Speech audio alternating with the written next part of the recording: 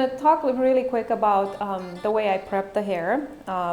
A lot of times I get questions on my Instagram page, on Facebook page about hair preparation and how do I get those beautiful clean results.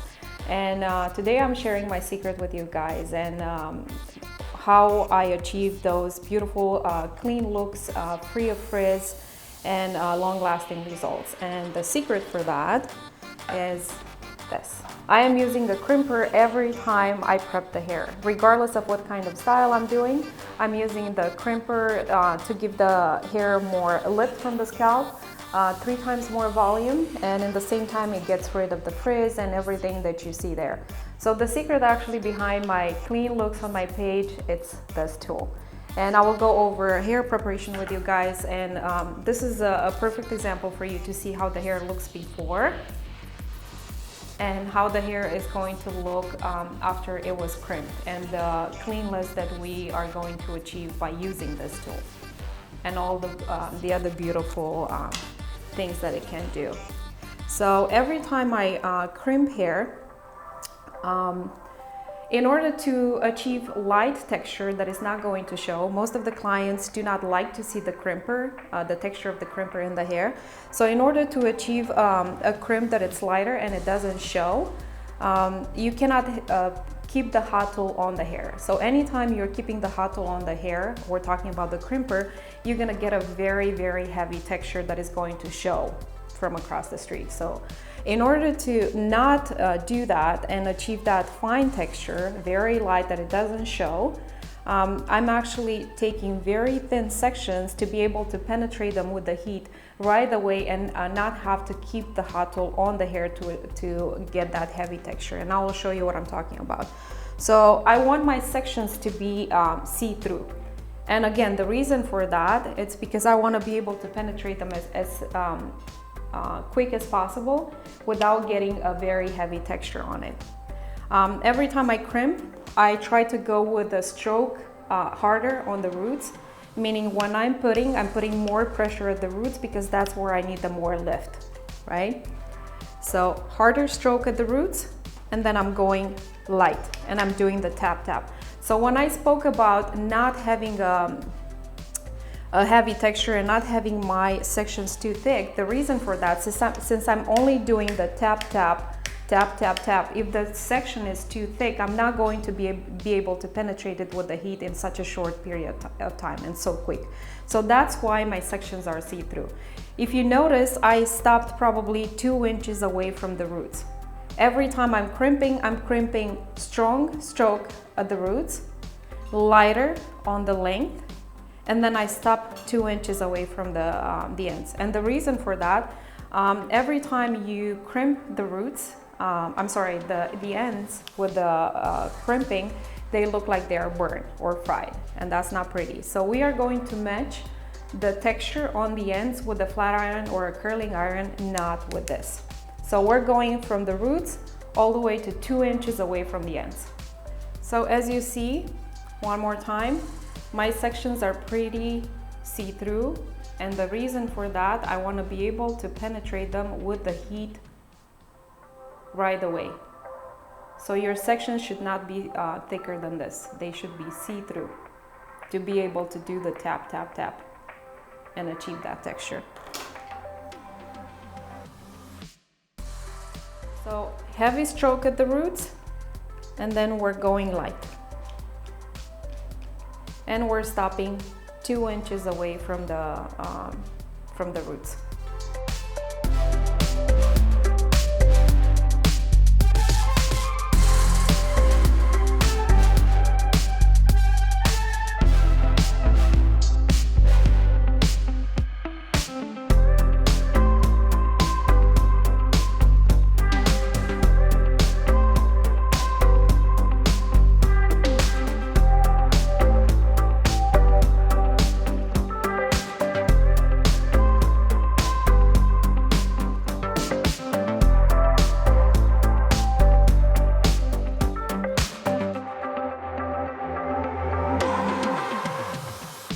As you probably noticed, when I started to crimp the hair, I already had this mohawk secured up. And the reason for that, I mentioned in the beginning of the video that a lot of our clients do not like to see the texture of the crimper in the hair. So that was the reason I left this mohawk section out. We're gonna crimp this in a different direction. If you notice, everything that we crimped so far, we crimped it in the direction the hair is going to sit. When it comes to the mohawk, in order to achieve more lift from the scalp, we are going to over direct. And instead of, most of your clients have a side part or a middle part. You are not going to crimp the hair in the direction the hair is going to sit. Like, for example, my model usually has a middle part. I am not going to crimp the hair this way and this way. I am going to crimp it this way. I'm going to over direct all the hair to the back.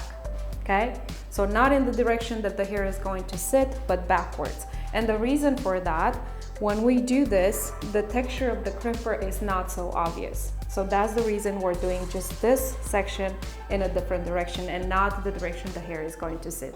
And I will show you what I'm talking about when we are done crimping this. I will lift this and I will show you the difference between what we have here, where we crimped in the direction that the hair is sitting, and where we're over directing. We're still taking see-through sections. We're still doing the hard stroke at the roots, and then we're going up.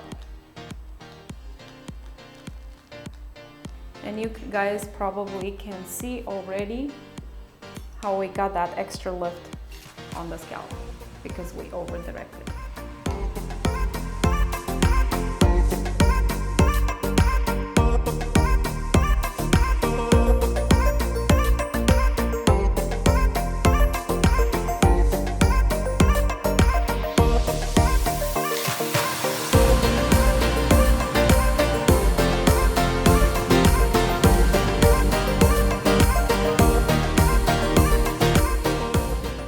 Now you probably guys noticed the change, what we started with and what we got after crimping. Usually we get these shiny, clean results with the flat iron, but instead we're using a crimper that gives us not just cleanless and helps us get rid of the frizz, but gives us that volume and that texture that is necessary to be able to control the hair and mold it in any shape you want.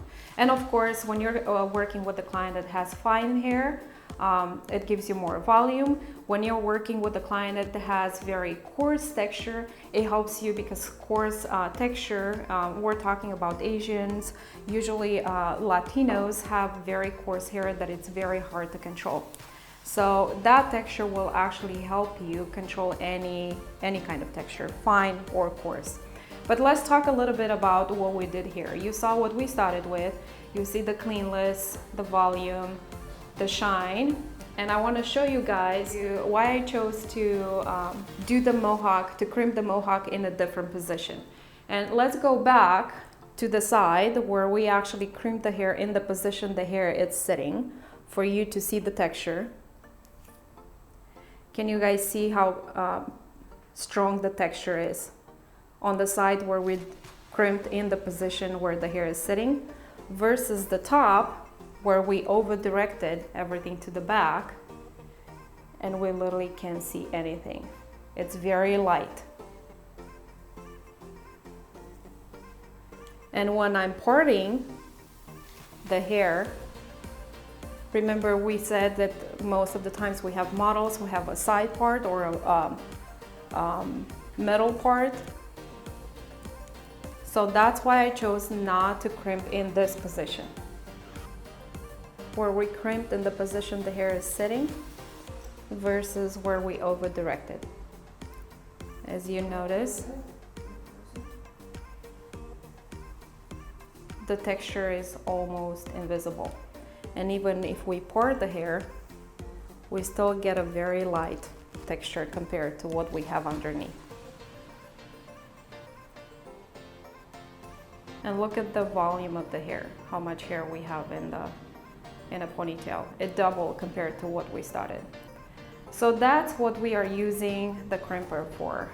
For control, we're getting rid of the frizz, we get more shine into it, we get the lift from the scalp, and we make the hair manageable so we can mold it in any position and it gives us very long lasting results.